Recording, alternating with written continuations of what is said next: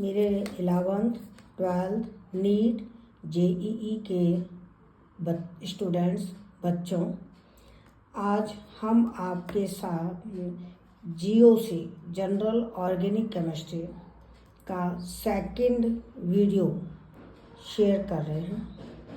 आज का हमारा टॉपिक है स्ट्रक्चरल फार्मूला। स्ट्रक्चरल फार्मूला का मतलब है इसमें एटम्स भी दिखाने हैं, बॉन्ड्स भी दिखाने हैं, शेप भी दिखानी है। स्ट्रक्चरल फार्मूला में मतलब एलिमेंट्स का नाम भी होगा, एटम्स का नंबर भी होगा और बॉन्डिंग भी होगी, शेप भी पता चल जाएगी। स्ट्रक्चरल फार्मूला हम कई तरह से बना सकते हैं, जैसे कंडेंस्ड फार्मूला जिसमें हम ग्रुप लिखते हैं, जैसे CH3 CH2 CH2OH। ये एक कंडेंस्ड फार्मूला है क्योंकि इसमें ग्रुप लिखे हुए हैं। एक्सपेंडेड फार्मूला मतलब हर एटम और हर बॉन्ड अलग अलग दिखाया हुआ है। जैसे कार्बन 3 है, तीनों दिखा दिए। इस कार्बन पे 3 H लगे हुए हैं क्योंकि कार्बन की टोटल वैलेंसी 4 होती है, तो इस पर 3 H लगे हुए हैं, इस पर 2 लगेंगे, इस पे 2 लगेंगे और यहाँ OH लगा हुआ है। तो जब हम हर बॉन्ड क्लियर दिखाते हैं तब हम बोलते हैं एक्सपेंडेड फार्मूला। एक होता है बॉन्ड लाइन फार्मूला। इसमें क्या होता है, आप देख रहे हैं ना, जितने कार्बन हैं उससे एक कम लाइन खींचते हैं। क्यों? क्योंकि सिंगल बॉन्ड होता है ना, कार्बन कार्बन, उसको तो एक लाइन से दिखाते हैं। अगर कार्बन कार्बन डबल बॉन्ड हो तो यहाँ 2 लाइन बना देते हैं, कार्बन कार्बन ट्रिपल बॉन्ड हो तो 3 लाइन बना देते हैं। पर जितने कार्बन हैं उससे एक कम जिग जैग फैशन में लाइनें बनाते हैं। जैसे इसमें कितने कार्बन हैं, 1 2 3, और कार्बन कार्बन बॉन्ड कितने हैं, 2, तो 2 लाइनें बना दी, एक इधर एक इधर। और ये लाइनें ऐसे बनाते हैं जिग जैग फैशन में। एक ये कार्बन माना जाएगा कॉर्नर वाला, एक ये माना जाएगा, एक ये, तो 3 कार्बन हो गए और एक कार्बन पे OH है तो यहाँ OH लगा दिया। तो जब हम इस तरह फॉर्मूला बनाते हैं जिसमें केवल बॉन्ड को लाइन से दिखाना है, कार्बन हाइड्रोजन एटम को नहीं दिखाते, वो अंडरस्टूड है कि जितने कॉर्नर होंगे उतने कार्बन होंगे और उनकी बाकी वैलेंसी पे H लगे होंगे।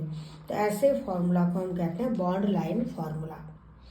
कई बार एग्जाम में बॉन्ड लाइन फार्मूला दे देता है, स्ट्रक्चरल फार्मूला पूछता है, कभी स्ट्रक्चरल फार्मूला दे देता है, उसको बॉन्ड लाइन में बदलवाता है, कभी कंडेंस्ड फार्मूला दे देता है, तो कभी कंडेंस्ड फार्मूला पूछ लेता है।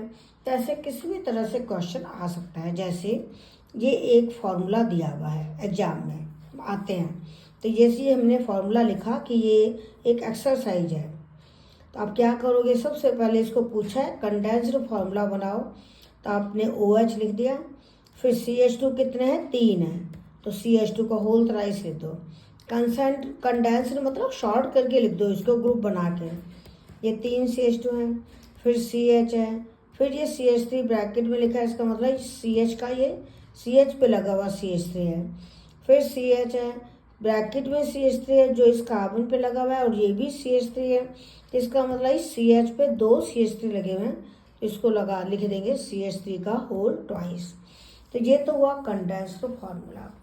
अब एक्सपेंडेड फार्मूला लिखने के लिए काउंट कीजिए कितने कार्बन हैं चेन में, 1 2 3 4 5, 5 कार्बन ये हैं यहाँ से लेके यहाँ तक चेन में। इन 5 कार्बन के लिए 4 लाइनें बना लो, 1 2 3 4। कितनी लाइनें बनाई, 1 2 3 4, और कॉर्नर कितने हैं, 1 2 3 4 5, जो कि ये 5 कार्बन थे। इस लास्ट कार्बन पे 2 मिथाइल हैं, तो लास्ट कार्बन पे 2 लाइनें बना दी, जो ये मिथाइल ग्रुप शो कर रही हैं, क्योंकि लाइन के एंड में कार्बन माना जाता है। और ये CH जो है कौन से नंबर का है, चौथे नंबर का, 3 ये है, 1 ये, तो 4th नंबर के कार्बन पर भी मिथाइल है, तो 1 2 3 4, चौथे पे मिथाइल है, तो हमने एक डंडा खींच दिया। तो ये एक लाइन बताता है मिथाइल ग्रुप। ये बॉन्ड लाइन फार्मूला बना। एक ये फार्मूला आपको दिया हुआ है इसको हमें कंडेंस्ड फॉर्मूला में बदलना है।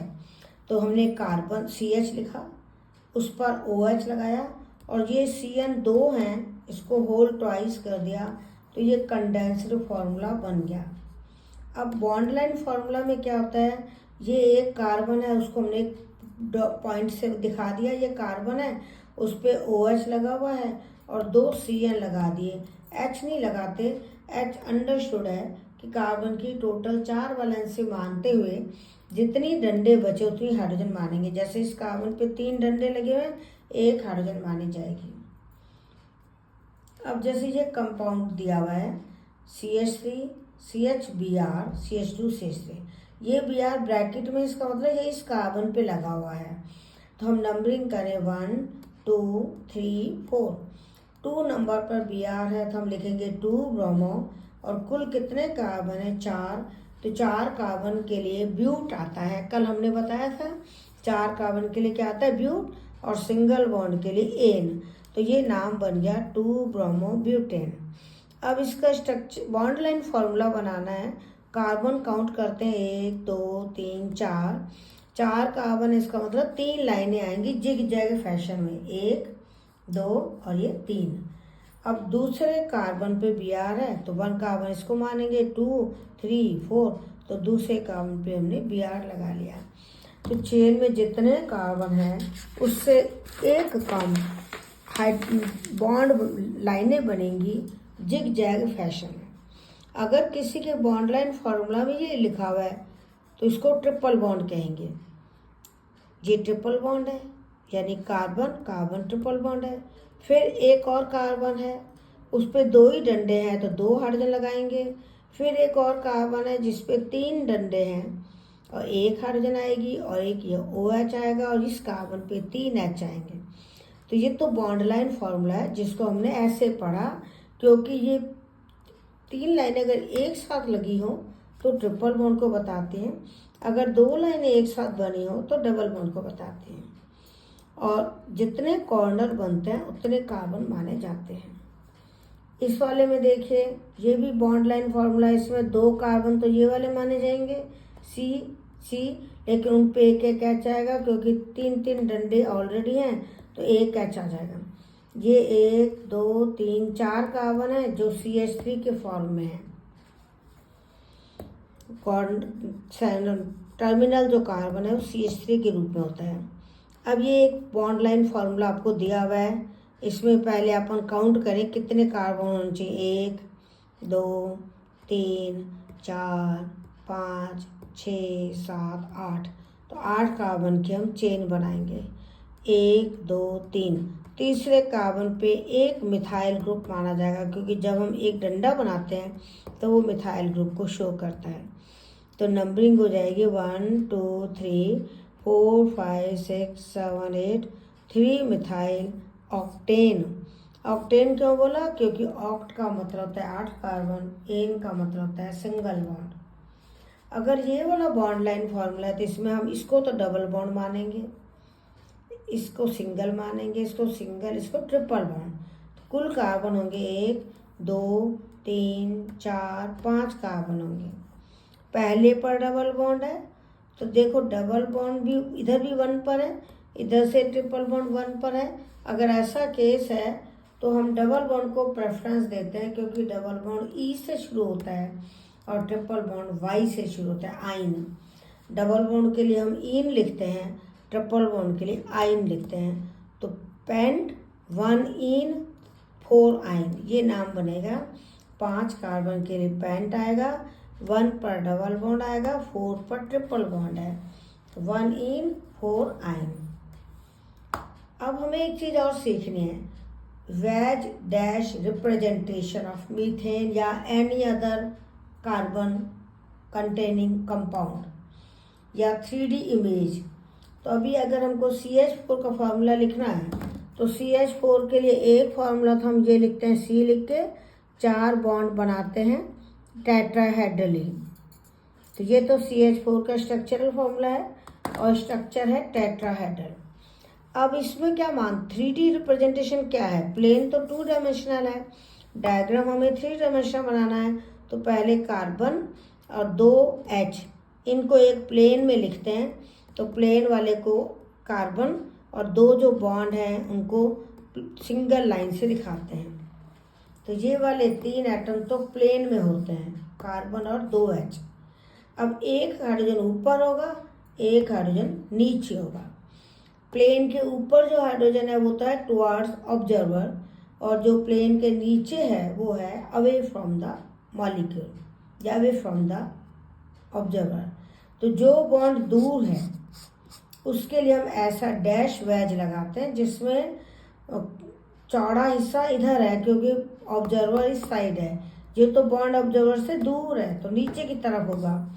कार्बन प्लेन में है और उसके एक बॉन्ड ऊपर होगा और एक नीचे।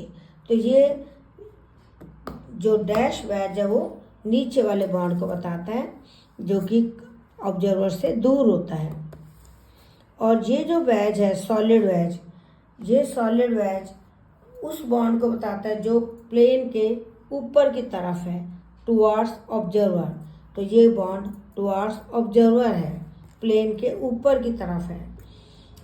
ध्यान देना जो वेज होता है, चाहे सॉलिड हो चाहे डैश हो, उसका जो चौड़ा हिस्सा है वो ऑब्जर्वर की तरफ होता है। जैसे इसमें तो ये चौड़ा हिस्सा ऑब्जर्वर की तरफ है क्योंकि ऑब्जर्वर ऊपर से देख रहा है, और इसमें ऑब्जर्वर पीछे है तो इसलिए ये इधर है, मतलब ये ऑब्जर्वर से दूर है बॉन्ड, तो ऑब्जर्वर की तरफ ये वाला हिस्सा माना जाएगा। तो डैश वेज ये इधर से चौड़ा होगा, इधर सकड़ा होगा। ये अवे फ्रॉम द ऑब्जर्वर, ये बॉन्ड कौन सा है, अवे फ्रॉम द ऑब्जर्वर, और ये है टुवार्ड्स ऑब्जर्वर। तो ये वेज फॉर्मूला है, सॉलिड वेज। ये डैश वेज है, 3D 3 डायमेंशनल है। इसका बॉन्ड एंगल 109 डिग्री 28 मिनट होता है। बॉन्ड एंगल चाहे कोई सा भी देख लो, 109 डिग्री 28 मिनट होता है। आप इसको पढ़ कर देख लेना।